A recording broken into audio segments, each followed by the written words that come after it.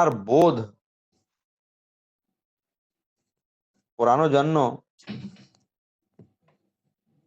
এবং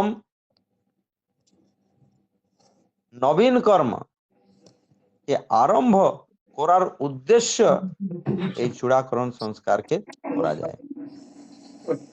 আমাদের এই পবিত্র গ্রন্থ দশবিধ সংস্কার দৃষ্টিবান্ধব বলছে চূড়াকরণ সংস্কার সময় ষষ্ঠীবাচক মন্ত্रोच्चारण পাঠ, স্তব্ধ পাঠ এবং হবন ইত্যাদি শুভ কার্য এক সুন্দর অনুষ্ঠান এই জন্য করা যায় যাতে সেই বালক আনন্দের সাথ শিক্ষা জ্ঞান জন্য গুরুগৃহ গিয়ে সেইখানে থাকবার জন্য পূর্বাভ্যাস করতে পারো।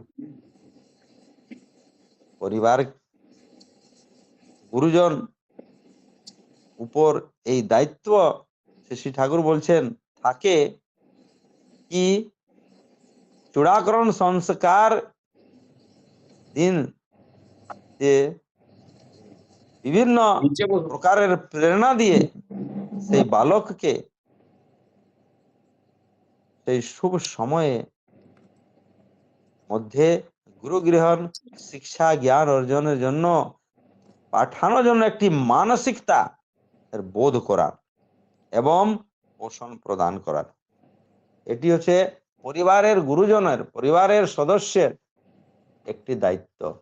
কি সেই ছেলে গুরু গৃহ যায় তার জন্য একটি সুন্দর মানসিকতার বোধ করানোর জন্য এই সংস্কারের বিধান আছে। তো আমরা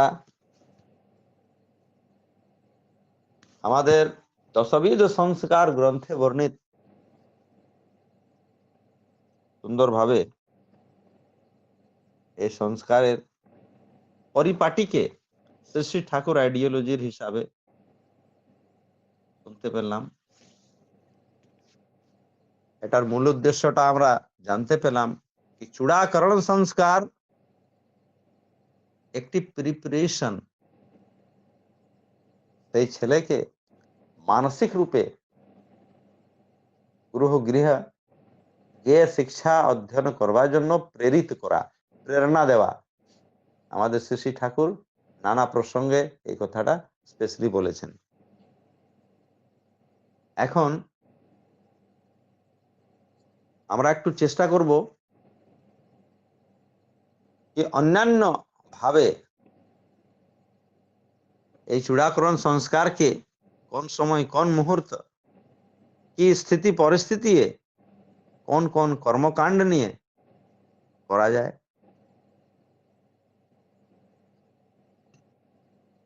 আর্যকালে বৈদিক সভ্যতাতে সুন্দরভাবে অন্যান্য সংস্কারের ভাবটি নিয়ে এই সংস্কারকেও শুভ মুহূর্ত বৈদিক বিধানে করা যাতে ছিল। এই সংস্কারকে চল কর্ম সংস্কার, মুন্ডন সংস্কার এবং শিখা প্রবর্তন সংস্কারও বলা যায়। এই সংস্কারতে সেই চুল শিশুর মাথাতে মায়ের গর্ভ থেকে আসে তাকে কর্তন করে হাটিয়ে দেওয়া যায়। তার একটি সায়েন্টিফিক রিজন আছে, আধ্যাত্মিক রিজন আছে, আমরা একটু জানতে চাই। তো বলছে আমাদের গ্রন্থ আয়ুষ্য এবং সৌন্দর্য বৃদ্ধির জন্য এবং শিশুর কল্যাণ হেতু এই সুন্দর সংস্কারকে করা যায়, যাকে আমরা শিক্ষা কর্তন বা মুন্ডন সংস্কার, চল কর্ম সংস্কারও বলে।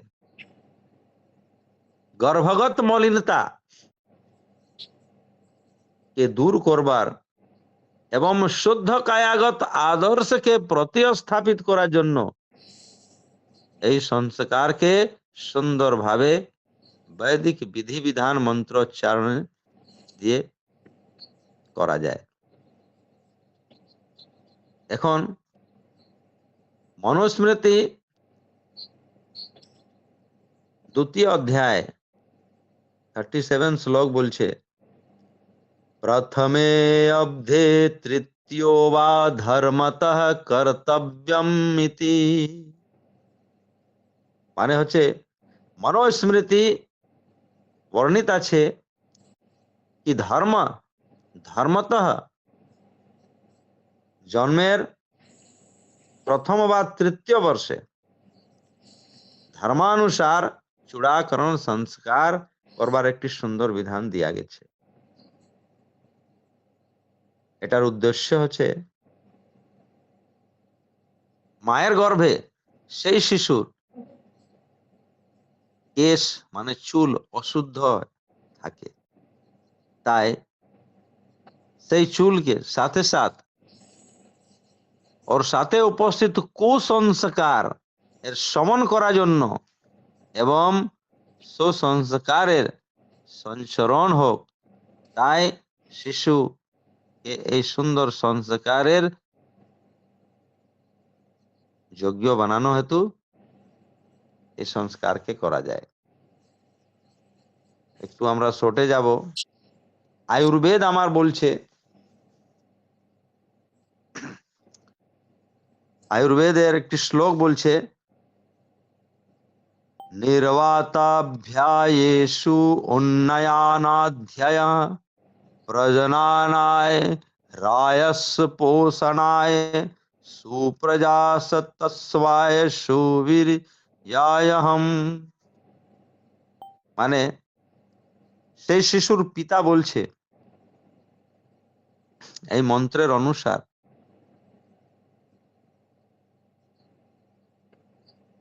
কি হে বৎস, তোমায় দীর্ঘায়ু হবার জন্য, আরোগ্য লাভ করার জন্য, তোমার ভিতরে ঊর্জাকে প্রবল করার জন্য, তোমার পোষণ এবং প্রজনন শক্তিকে বৃদ্ধি করার জন্য, তোমার ঐশ্বর্যবান বানানো হেতু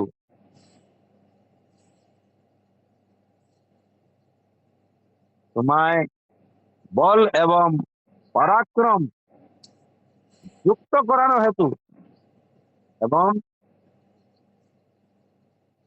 তোমাকে সুন্দর সন্তান প্রাপ্তির যোগ্য বানানো হেতু এই চূড়াকরণ সংস্কার আমি করি।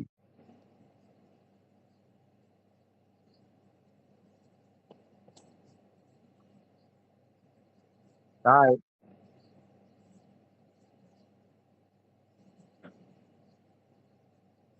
বিধি বিধান পূর্বক একটি রিজন দিয়েছে, ঈশ্বর সমস্ত শক্তি এই আমার কামনাকে বল প্রদান করুক, এই প্রার্থনা সেই পিতা শিশুর জন্য ঘোষণা করে।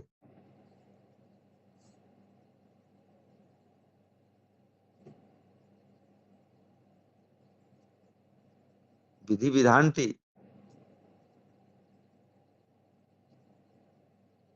এই সংস্কারে বলছে, শুভ মুহূর্তে মন্ত্রোচ্চারণ দিয়ে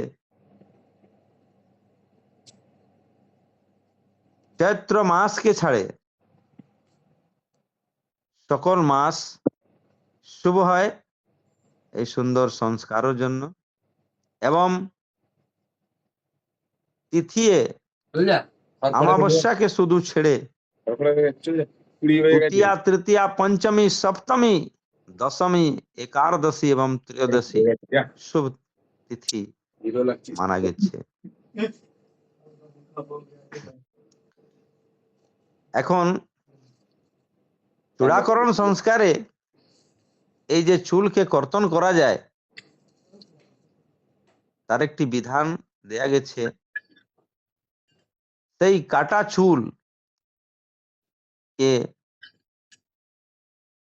গায়ের গোবরের সাথে মিশ্রিত করে গঙ্গায় প্রবাহিত করার বিধান দেয়া গেছে, বা গোশালায় তাকে একটি ছোট গর্ধ করে প্যাক করে দিয়া। বলছে বাস্তু দোষকে দৃষ্টিকোণে এই সংস্কারের এই কর্মকে করানো উচিত। শুভ মুহূর্তের সাথে শুভবার বলছে, আর রবিবার, মঙ্গলবার, শনিবার ছেড়ে শুভবার হচ্ছে সোমবার, শুক্রবার, এবং শুক্রবার অতি নির্দিষ্ট বার হচ্ছে এই শুভ সংস্কারকে করার জন্য। শুভ নক্ষত্র स्वाति, पुनर्वसु, अश्वनी, श्रवण घनिष्ठा,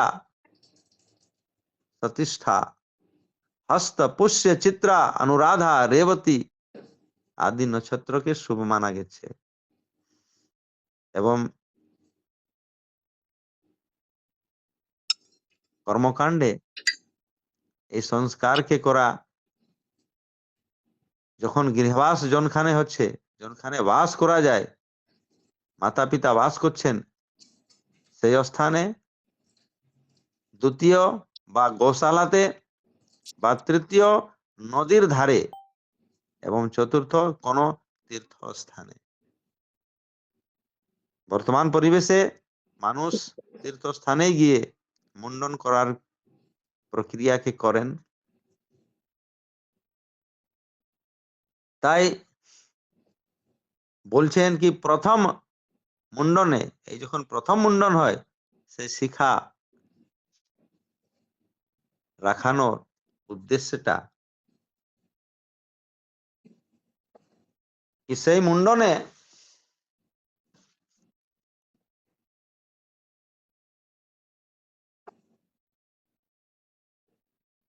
কর্মকাণ্ড আছে, यज्ञ प्रक्रिया, रक्षण विधान, समक्रिया, नवीन वस्त्र धारणम এবং আশীর্বচনম। এই কর্মকাণ্ড দিয়ে সুন্দরভাবে এই সংস্কারকে করানো একটি উদ্দেশ্য। তাই সেই শিশু প্রেরিত হয় যে আমাকে এখন আগে গুরুগৃহে গয়ে পড়ানো রঘুরাই, যেমন ভগবান রাম গেছিলেন এবং বিদ্যা অধ্যয়ন করেছিলেন গুরু আশ্রমে, সেই প্রেরণাটা মানসিক রূপে প্রবুদ্ধ সম্পন্ন হতে পারে। যত সংস্কার আমরা শুনছি বা জানছি, আমাদের শ্রী ঠাকুর এই দশবিধ সংস্কারে প্রত্যেক সংস্কারের উদ্দেশ্য হচ্ছে সেই ছেলের ভিতরে একটি সুন্দর বাঞ্ছনীয় গুণ অভিব্যক্তি করা। তাই সেই শিশু নিজের দায়িত্বকে সুন্দরভাবে পরিপালন করে সমাজে দক্ষ হয়ে উঠুক, আর একটি সুন্দর পরিবারের গঠন করতে পারে। এই বলেই আমার বক্তব্যকে এখানে আমি বিরাম দিচ্ছি। সবাইকে রানন্দিত জয় গুরু, জয় গুরু, জয় গুরু দাদা, বহুত বহুত জয় গুরু।